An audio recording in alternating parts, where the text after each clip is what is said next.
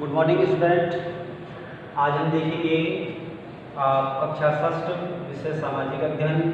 प्रकरण हमारा वही है ग्लोब, अक्षांश एवं देशांतर।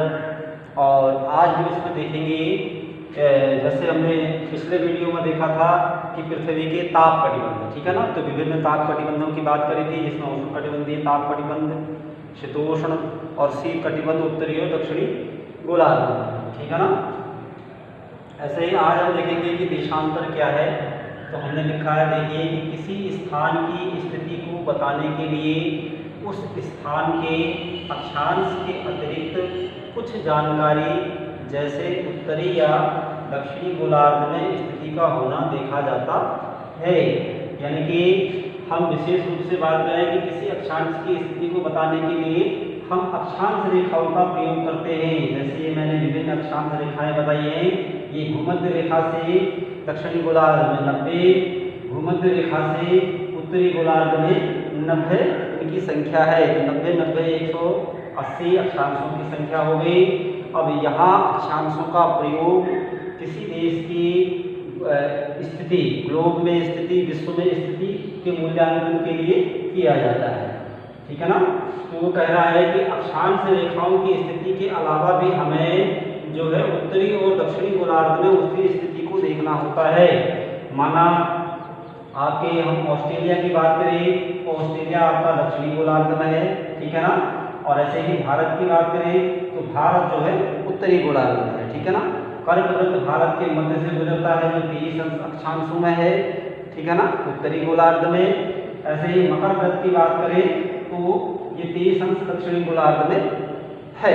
अगर मकर वृत्त जो है देश से गुजरता है तो यहाँ इसका 23 अंश अक्षांश देखा जाएगा और यहाँ इसका 23 अंश उत्तरी और दक्षिणी अक्षांशों को हम देख करके उस देश की स्थिति का आकलन करते हैं। ठीक हो गया।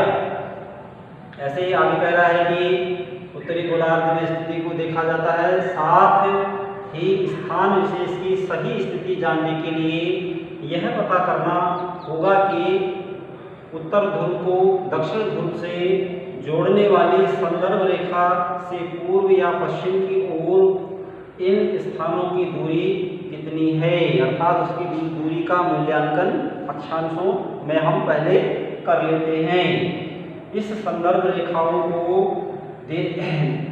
देशांतरी यामयोत्तर कहा जाता है। अर्थात जो देशांतर रेखाएं हैं, मध्य देशांतर रेखा जिसको हम काल्पनिक रेखा मानते हैं, वह आपकी ग्रीनविच लंदन से होकर इस तरह से गुजरती है, ठीक है ना। ये हो गया। ऐसे ही इनकी संख्या दोनों गोलार्धों में आपकी 180 इस तरफ और 180 उस तरफ, इस प्रकार 360 इनकी संख्या है। लेकिन इनकी खास बात है कि देशांतरी रेखाएं होती हैं उत्तरी ध्रुव से दक्षिणी ध्रुव में इस तरह से जुड़ती हैं, ठीक है ना। ये और यूं, ठीक हो गया। इस तरह से मैं यहाँ केवल उदाहरण के लिए आप लोगों को बता रहा हूँ कि जहाँ अक्षांशों का प्रयोग किसी देश की स्थिति का मूल्यांकन करने के लिए किया जाता है, तो वहीं देशांतरी रेखाओं का प्रयोग किसी देश के समय को ज्ञात करने के लिए किया जाता है। उस देश का समय निकालना और साथ में जो है उस देश की स्थिति को ज्ञात करना, दूरी को ज्ञात करना भी का प्रयोग होता है, ठीक है ना। तो यहाँ हमने लिखा भी है कि संदर्भ रेखाओं को देशीय यामयोत्तर कहा जाता है तथा इसके बीच की दूरी को देशांतर के अंशों में मापा जाता है, ठीक है ना। ऐसे ही आगे कह रहा है कि प्रत्येक अंश को मिनट में तथा मिनट को सेकंड में विभाजित किया जाता है। यानी कि प्रत्येक अंश का जो आकार है उसको मिनट का रूप दिया गया है। जैसे कि एक देशांतर बराबर 4 मिनट, ठीक है ना। यहाँ हम देखें एक देशांतर बराबर 4 मिनट, ठीक हो गया ना। अगर 15 देशांतर होता है तो 15 गुणा 4 बराबर 15 चौक 60, यानी कि 1 घंटे का अंतर आ जाता है। 15 देशांतरों पर समय की बात करें तो 1 घंटे का अंतर आ जाता है। अगर वह उत्तरी पूर्वी गोलार्ध में है। तो ये स्थिति ग्रीनविच मीन टाइम्स हो गया, जो लंदन से होकर गुजरता है। इसके पूर्वी गोलार्ध में आपका समय जो है जुड़ता है, और पश्चिमी गोलार्ध में हम समय को घटाते चलते हैं पर देशांतर 4 मिनट के हिसाब से, ठीक है ना। और जैसे ही हम ग्रीनविच मीन टाइम रेखा से पूर्वी गोलार्ध की ओर जाएंगे तो पर देशांतर 4 मिनट जोड़ते हुए जाएंगे।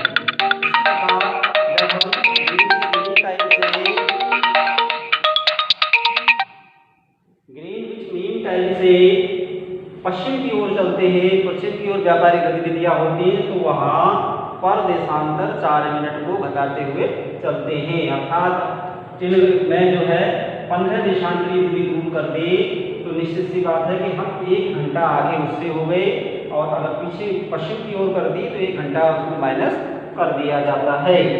तो इस तरह से स्थान और दूरी का मापन इसमें किया जाता है। ऐसे ही कह रहा है कि ये अर्धवृत्त है, अर्थात हर देशांतर रेखा अपने आप में एक अर्धवृत्त है, ठीक है ना।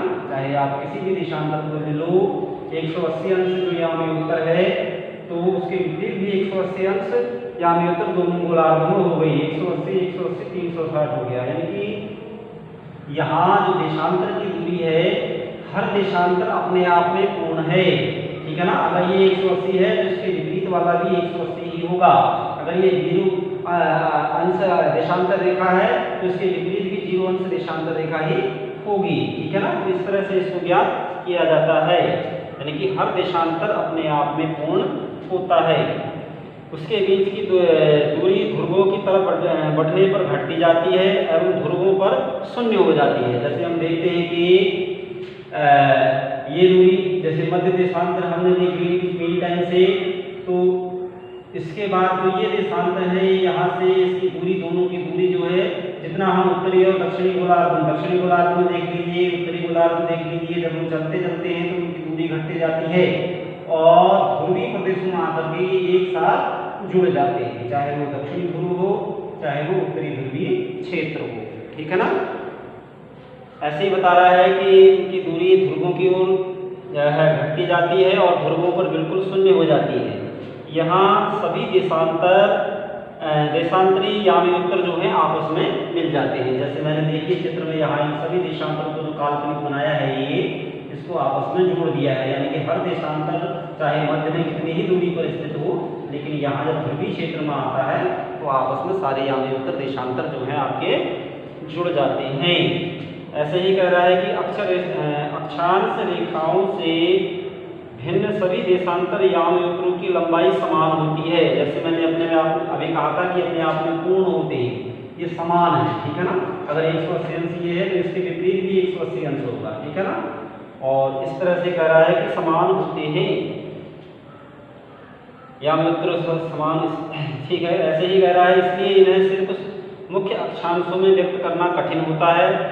तब सभी देशों ने निश्चित किया कि ग्रीनविच एवं ब्रिटिश राजकीय वेधशाला जहां स्थित है गुजरने वाली याम्योत्तर से पूर्व और पश्चिम की गिनती शुरू की जाए, यानी कि सब अपने आप में पूर्ण है। तो निश्चित था कि उस समय आकलन करना कठिन हुआ, तो एक देशांतर में ग्रीनविच मीन टाइम मैंने अभी आपको बताया, उसको आधार मान करके इन्होंने पूर्व पश्चिम का निर्धारण किया, ताकि जो है पूर्व पश्चिम के आधार पर इन देशांतरों का आकलन किया जा सके, ठीक हो गया।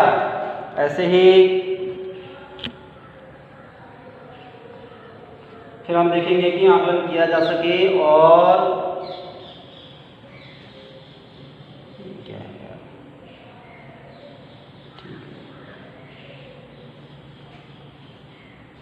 ठीक हो गया। तो गुजरने वाली याम्योत्तर से पूर्व और पश्चिम की गिनती शुरू की जाती है, यानी कि इसी जो ग्रीनविच मीन टाइम देशांतर है 0 अंश, इससे ही पूर्व और पश्चिम में अक्षांशों की गिनती की जाती है। इसके पूर्वी भाग को पूर्वी गोलार्ध और पश्चिमी भाग को पश्चिमी गोलार्ध कह देते हैं, ठीक है ना। और पूर्व की ओर जाने पर समय जुड़ता जाता है और पश्चिम की ओर जाने पर परदेशांतर समय घटता जाता है। ये हम अभी थोड़ी देर पहले ही चर्चा कर चुके हैं, तो इसको आपने ठीक तरह से समझा होगा देशांतरीय स्थिति क्या है।